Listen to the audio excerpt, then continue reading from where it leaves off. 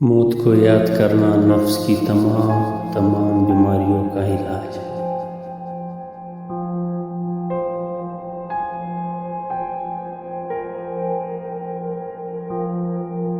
ان لوگوں کے ساتھ اٹھنا بیٹھنا چھوڑ دیں جو آپ کی زندگی میں غیر ضروری مایوسی کا اضافہ کرتے ہیں۔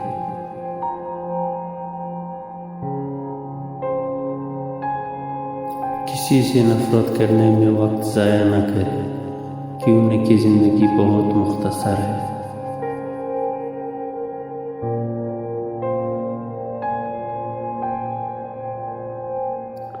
سچ بولنے سے انسان کو ذہنی پریشانیوں سے نجات ملتی ہے اور اس کا دل ہلکا ہو جاتا ہے۔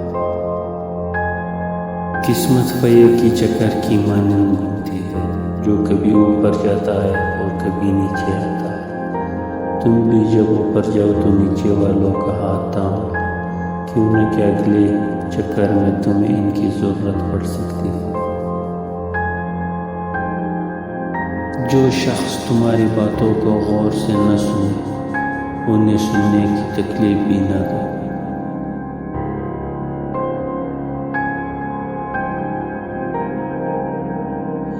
ایک بری عادت بہت ساری اچھی خوبیوں کو برباد کرنے کے لیے کافی ہوتی ہے۔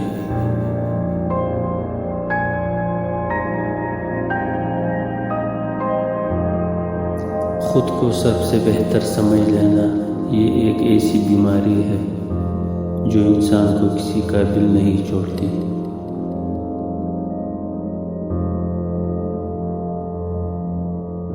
اگر آپ بہت تیزی سے جانا چاہتے ہیں تو تنہا چلیں اور اگر آپ بہت دور جانا چاہتے ہیں تو کسی کو ساتھ لے کر چلیں۔ 3 طرح کے لوگوں سے ضرور بچیں۔ ایسے لوگ جو آپ کا وقت ضائع کرتے ہیں، جھوٹے لوگ اور سست لوگ۔ مرد کا زیادہ ہنسنا اس کی وقار کو برباد کر دیتا ہے۔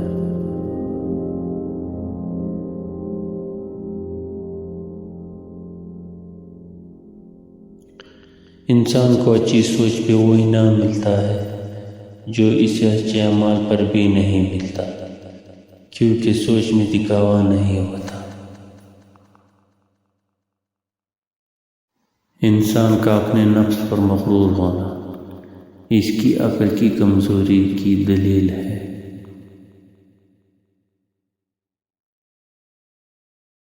صرف 2 لوگ مقدر والے ہوتے ہیں، ایک وہ جنہیں وفادار دوست ملتا ہے اور دوسرا جن کے ساتھ ماں کی دعا ہوتی ہے۔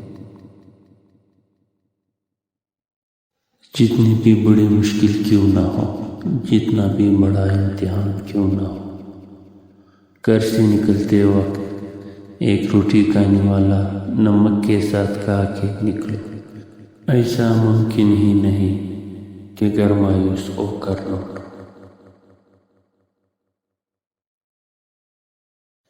جب تم دنیا کی موسیقی سے تنگ آ جاؤ اور رزق کا کوئی راستہ نہ نکلے تو صدقہ دے کر اللہ سے تجارت کرو۔ حضرت علی نے فرمایا، تم سفارش کے ذریعے اپنی مومن بھائی کے ساتھ نیکی اور بھلائی کر سکتے ہو۔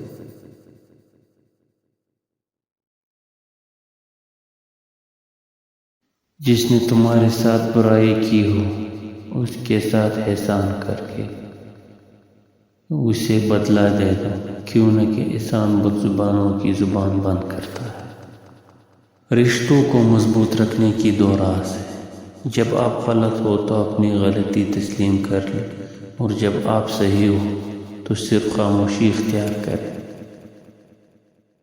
انسان کی اصل موت تب ہوتی ہے جب وہ کسی کے دل سے نکلتا ہے۔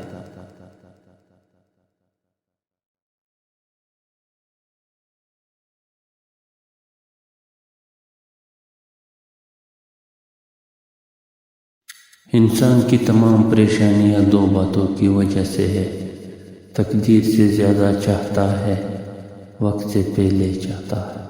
اس انسان کا رزق کبھی نہیں بڑھ سکتا جس میں یہ دو عادات ہوں: اول ناشکری کرنا، دوم زنا کرنا۔